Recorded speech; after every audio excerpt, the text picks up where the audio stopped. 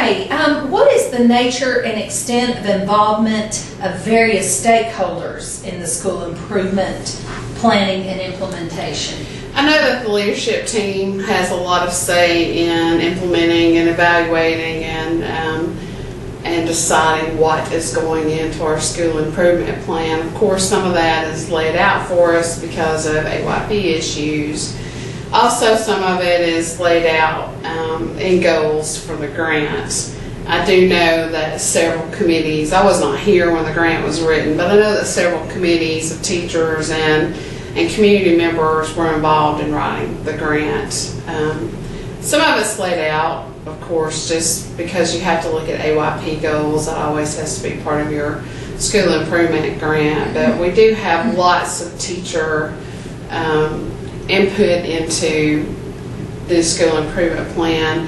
What I've seen lacking probably is parent and community stakeholder involvement. But we do have a focus group that is trying to. Absolutely, we implemented that this year. Focus groups looking at different issues within the school. And we have a parent engagement group that is looking for ways to get parents more involved in the school. And we also have the school council who's meeting more regularly and I think taking a bigger role in what is happening in the school. And we have the phone system that now we can have access to parents via cell phones, right, home phones, which has been wonderful. Yes. Let me ask you this question. We as teachers are having to do failure monitoring sheets. Okay, that isn't part of the grant. How does that? What is driving that? Well, I wouldn't say that it's totally unrelated to our school improvement plan because our ultimate goal is to ensure success for kids. We have a brand new administrative team at the district level, and that's one of the initiatives that they brought with them. So I would say that it is connected to our school improvement plan, although it's not written per se that we will do this in the school improvement plan. But it's still about ensuring that students are being successful. So we have more initiatives than just what this grant is pushing. Absolutely. Okay. What are specific strategies being implemented? One of the things that we're looking at, are we talking about RTI here or just any strategy within the plan? You're here, yes, and that absolutely. I would think that your position is a strategy. Yes, I was here, to me, I'm part of that push to let's make sure everybody's on the same page. And one of the benefits of having an academic coach in the school is that sometimes the academic coach has more leeway to be in the classrooms and have an ear to the ground about what's really going on and what the real problems teachers are facing. And they also have opportunity to go in and model and that kind of thing to bump teachers up to the next level. We also have a graduation coach who unfortunately mostly works with seniors. Hopefully we'll get to the point where he can start early and prevent the fires, but right now he's trying to put the fires out. That's paid for, his salary and mine is paid for through the grant. We have a halftime technology coach who is responsible for teaching teachers about different technologies that they can use to drive lesson plans in their classrooms. We also have the focus groups that you mentioned earlier, which is new to us this year. I think 5 different groups looking at different areas for supporting the school. So we have a lot of things going on. And then we do have the RTI that you and I both are a member of that committee. Yes, the RTI, one brand new thing that we just completed last week was what we called life support. Students who had missing work or failing scores were given the opportunity during class time to make up or redo that work or receive remediation if necessary. And students who were caught up and up to date and passing were then given an opportunity to go to the gym and participate in sort of a reward activity. Well, let me ask you this, not to put you on the spot, but what is your impression? How did it go?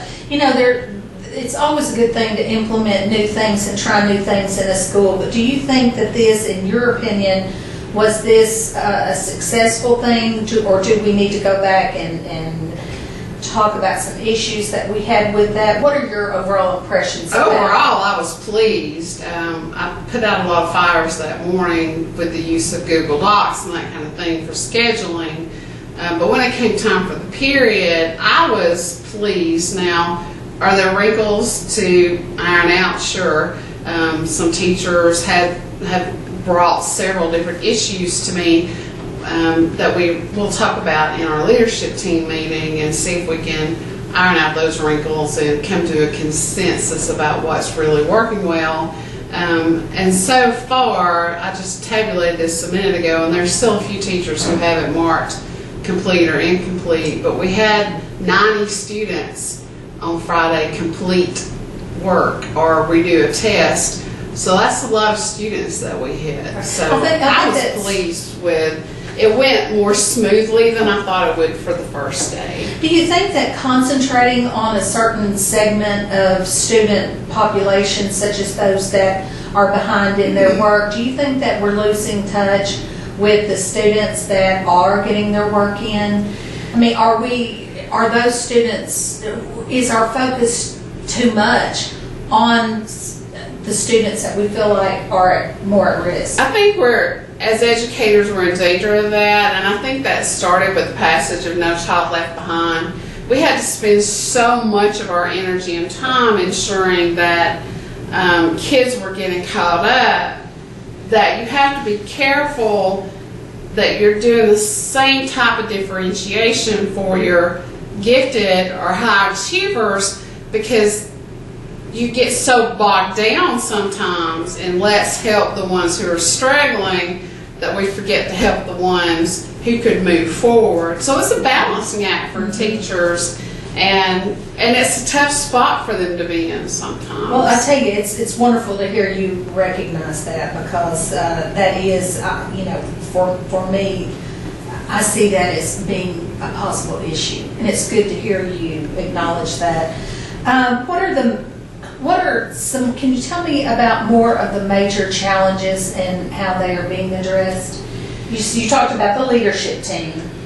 How are other challenges being addressed? One of the things that I have to look at is what barriers do I have as a coach that are preventing me from actually coaching. And unfortunately, I've encountered some barriers this year, and one is the failure monitoring, and I am not against failure monitoring in the least, but we do that report every 2 weeks, and I'm in charge of coordinating it, and so it really ties me to my office a lot of days. And I've had a conversation with our grant monitor and with the district level and school level administrators about what can we do to free my time so I'm actually in the classroom with teachers.